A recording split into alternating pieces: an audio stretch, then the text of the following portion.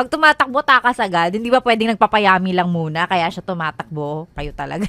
May daming kaganapan sa sunod-sunod na ganap sa balita kahapon. Kulang lang nga lang kumuha ako ng popcorn habang naghihintay ako ng balita because that's how juicy, the news over the last 24 hours. Abangan natin ang mga susunod na kabanata. Basta ako ang lagi ko lang ipapaalala sa inyo, mga taong bayan. Also, I shall remind myself about this, The only power we have, and I believe yun yung pinakabonggang power na meron tayo, ay ang pagpili ng mga politikong ilalagay natin sa posisyon. Okay? So, itong mga napapanood natin ngayon, tandaan yung mabuti yan. Okay? Tandaan. Hindi lang tatandaan, of course, you also try to analyze. I know sometimes the information in the internet is so overwhelming. Ang dami, di ba? Ang dami.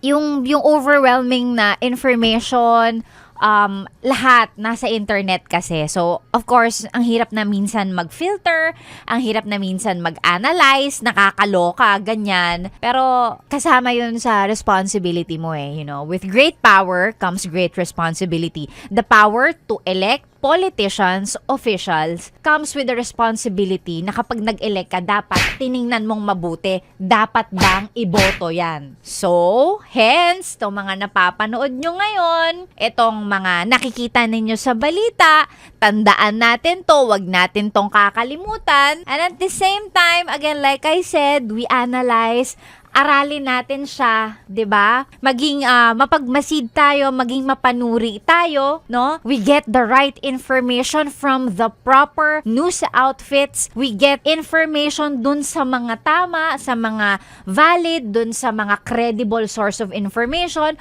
We analyze, then we decide who to vote. Yun lang. Yun lang ako lagi. I mean, pangatlong beses ko na atang na-mention to sa isa sa mga live ko. Syempre, ang hirap kasing i-adlib nito kasi masyadong mahaba, no? Alam niyo naman yung adlib natin sa on-air, laging kakarampot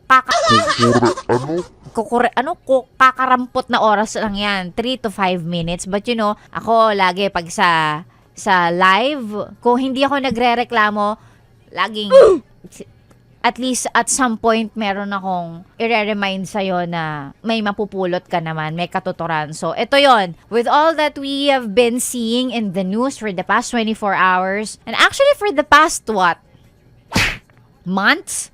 Wala pa nung lumabas yung flood control issue, mga ganyan-ganyan, diba? Sinasabi ko sa inyo, nire-remind ko sa inyo the way I am also reminding myself. Natandaan natin to, pare-pareho tayo, tandaan natin to, para pagdating ng eleksyon, at least kahit papano, wait lang, sandali.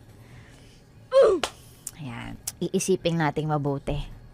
Ano pang ginagawa mo dito, ha? Sinasabi ko na nga ba Solid, yes friend ka talaga. Dahil nandito ka na rin lang, sige na, mag-like at mag-comment ka na. Mag-subscribe ka na rin at i-click ang notification bell para mapasali ka sa mga kalokohan namin. Bawal na bawal mag-no dito, ha? Kasi yes to! Yes!